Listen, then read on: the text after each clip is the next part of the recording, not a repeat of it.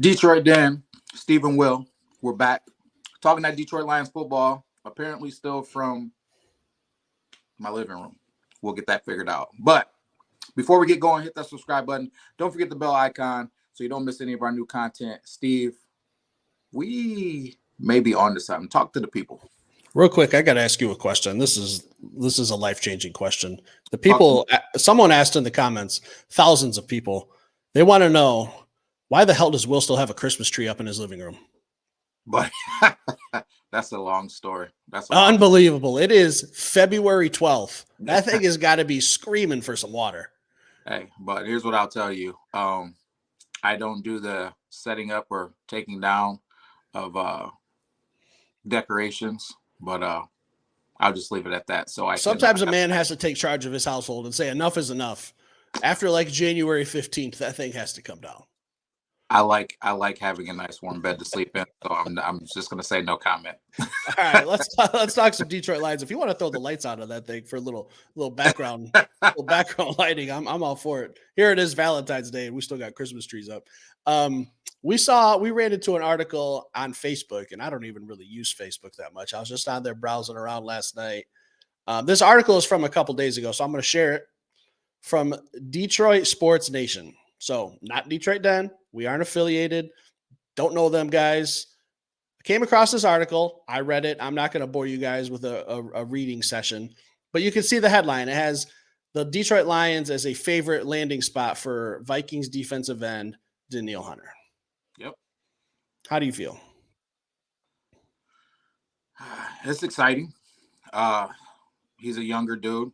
What would we say? 28, 29 years old. He's definitely got a lot of juice left in the tank. He's exactly what we need as far as a pass rusher goes, and he can run. I like that aspect of it too. So when we get into these mobile quarterbacks, man, and they're trying to run around, we need some guys that can chase them down. I'm on the opposite side of you. I like Kaminsky and I like Pascal for the run game, and just overall, I like them. But I'm not depending on those guys to pass rush. If you're telling me we can get a pass rusher in here, I think that dramatically changes our defense. How would you feel if we signed a Danielle Hunter? You know my philosophy, Will. We need a pass rusher. We need someone on the other side of Hutch. Love Kaminsky. Probably have a good beer with him. Good storyteller. But when it comes to rushing the passer on 3rd and 11, I don't see him as being the guy. I think if we put Danielle Hunter over there, I think without a doubt the Detroit Lions have the best defensive end combination in the NFL, and I don't think it's even close. No. He's probably in my top. He's not my number one free agent. And again, real quick disclaimer, this is all assuming nobody gets franchise tagged. Until a franchise tag happens, we're treating these guys as free agents. Every time we talk about them, they're a free agent, no franchise tag. We understand how it works. But for the sake of content, let's say he's an actual free agent. I don't think he'd be my number one. He's definitely in my top 5. This is a guy who puts up double-digit sacks every single season, damn near. For 5 seasons since he's been in the league, he's put up double-digit sacks. You put that on the other side of Aidan Hutchinson, I don't care who your quarterback is. Good luck. Good luck to you. Thoughts and prayers. I agree. I like the idea of offensive lines having to game plan for him and Hutch and having to figure that situation out. Hopefully, Broderick Martin can take a step forward and Lee McNeil can come back and play the way that he played this season. I think we go from having a, not to be disrespectful, but kind of a laughing stock of a defensive line to having a defensive line that can be impactful every Sunday, Monday, Saturday night, prime time, Thursday night, whatever. But we could have a group that can be impactful and a group that people are talking about instead of talking about can we overcome the lack of pass rush and still be successful. So I would love to see it, man. I think it immediately helps us out all the way around, even in the secondary, as we talk about those guys all being linked.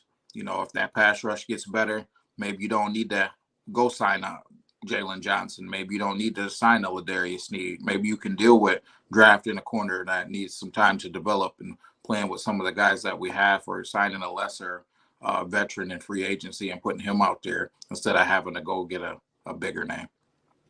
So in the article, like I said, I'm not going to read it all for you guys, but it talked about the price tag, what it's Mhm. going to cost to bring Danielle Hunter into Detroit. And it's 5 years, 140 million, which comes out to about $28 million a year. How do you feel about that number, given our current roster and who we're going to have to resign? Is that something that makes you a little uncomfortable?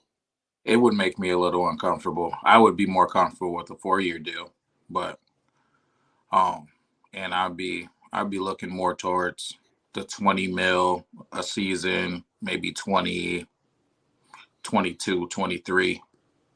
But if I could get it closer that I can get somebody, elite pass rusher, closer I can get to 20 million, the better off I think we'll be. And I think as these guys go through the process of picking a team, you'll figure out who they are.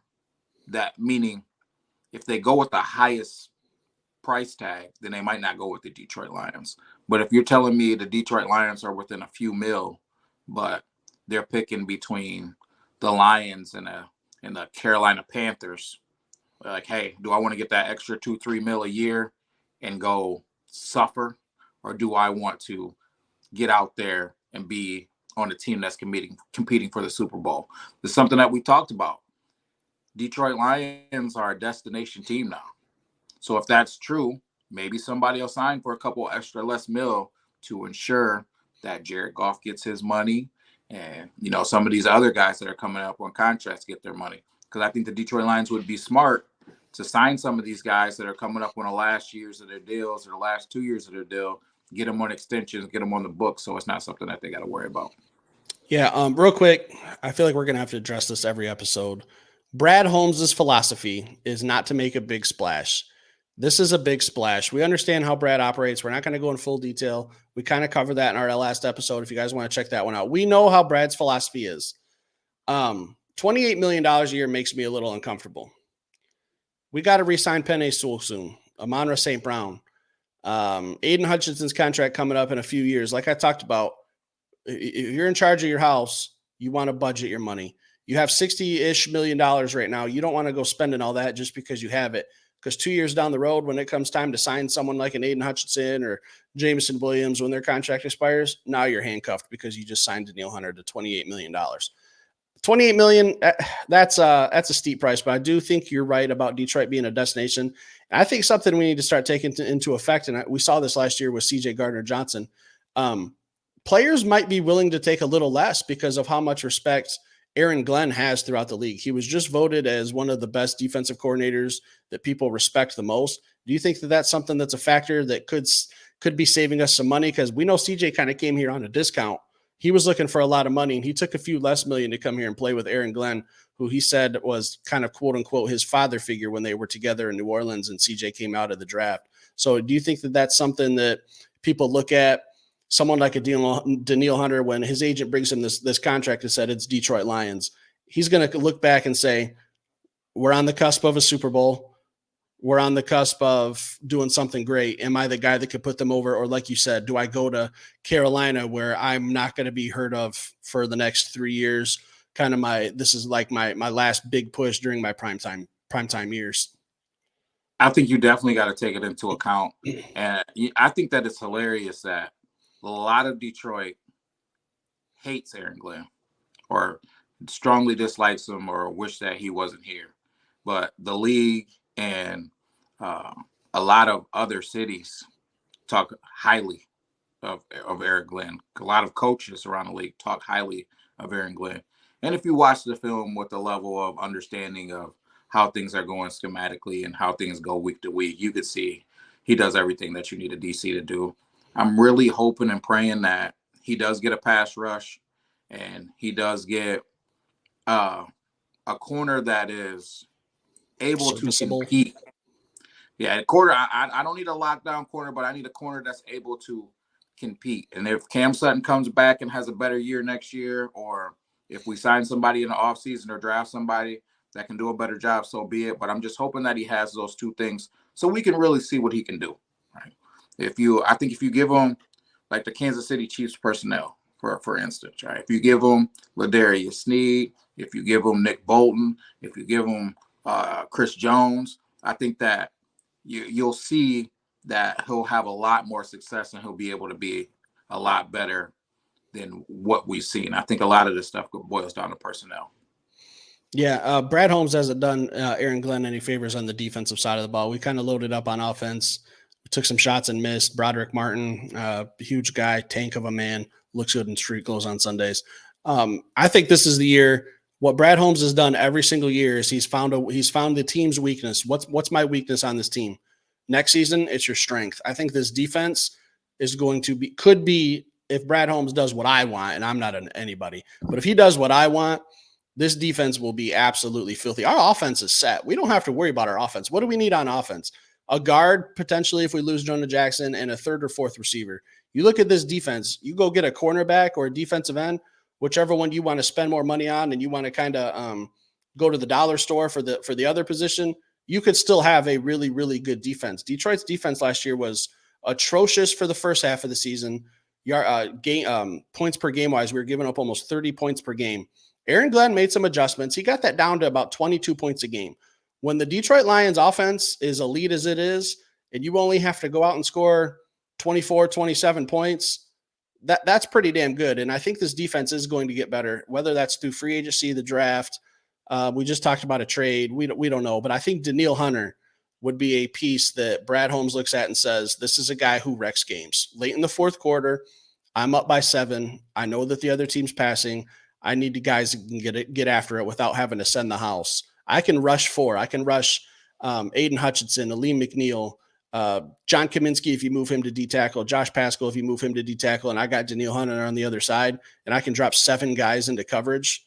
Maybe I bring a little heat every now and then late in the fourth quarter. I think that's what this team needs.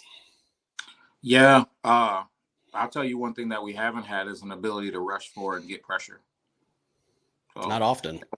Yeah, that would be ideal. I didn't see it all season, man. Us just rushing for, we had to dial up the dynamic delayed safety blitzes, linebacker blitzes where Barnes was blitzing off the edge. Like we had to dial up things and create things to create pressure. So the ability to be able to rush for, it changes things tremendously. I think that you don't deal with things like getting up, 17 points and then having to worry about teams coming back because you don't have to play conservatively and deal with the guys passing the ball down the field because you're only rushing 4 or rushing 5 because, guys, center, guards, tackles, that's the minimum, right, from an offensive line standpoint. So if I have my 2 defensive tackles and 2 defensive ends and then I send one of my backers, that's 5 on 5. That's guy on guy. The NFL is playing their offensive linemen to win that. So if you can't compete and you got to send 6, you're opening up holes in that defense, and good quarterbacks are going to find those holes, and then that's when the floodgates can open up. You start playing conservative and saying, hey, I'm going to deal with, 10, 15-yard chunk plays. Next thing you know, a team's making some big plays. Balls are bouncing off people's face, and, teams are back in it, man. So I think it would be huge, man. You really had to go there? I'm not over that. Yeah, I get it, man. That's one thing that Kendall Vildor is gonna have to make a play to make me forget about that, man. Yeah, hold your breath. Hold your breath when the season starts for Kendall Vildor to make a play. I hating, but I am kind of hating. Yeah. So, final decision on Danielle Hunter: sign him, assuming the price tag's $28 million a year. Pass, or you signing him?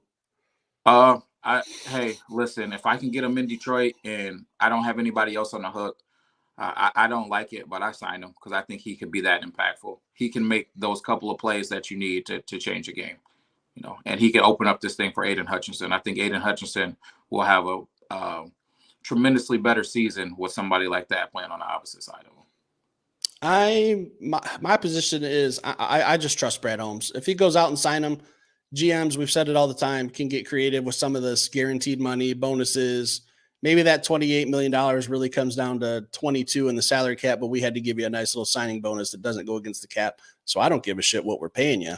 I worry about what I'm paying you per year that's going to affect the Detroit Lions long term. So I would trust Brad Holmes to do something along those lines to get creative, get him the money he wants that doesn't handicap the team. I'm all for it, assuming he actually becomes a free agent. This is probably my number 3 guy. My number 1 is Josh Allen from the Jags. I don't think that's happening. We've done a show on that. We'll tag that video at the end. 2 is probably Brian Burns. Really no drop off there. So Danielle Hunter is in my top 3. So I'm a little more willing to pay if I need to, because these Super Bowl windows don't last forever. I mean, look at the San Francisco 49ers. They lost last night. The last 4 years, they've been a team that's been in contention, and they're probably going to have some uncomfortable conversations about who they keep, who they bring back, someone to get them over the hump, because they've always been there. Same thing with the Philadelphia Eagles, like always the bridesmaid, but never the bride. So I don't want the Detroit Lions to fall into that category. I want to be raising that Lombardi trophy. If I can do that next year, and then I can worry about salary cap issues after that, I'm all for it. So for me, go out and sign Danielle Hunter with the hopes that Brad Holmes gets creative enough on how to get him his money without hurting the team. I dig it. Guys, I got one last question for you, Will. Talk to me. Does LeBron James win another championship before that tree comes down? On that note, no comment. What's the verdict in the house? What's the vote? What's the vibe? No comment. It's going to be up all summer. I'm going to enjoy this tree as long as Mom wants this tree up. All right, I feel it. I understand. Hey, us men don't run the house. We just kind of hand over the debit cards and tell them, hey, have fun as long as all the bills are paid.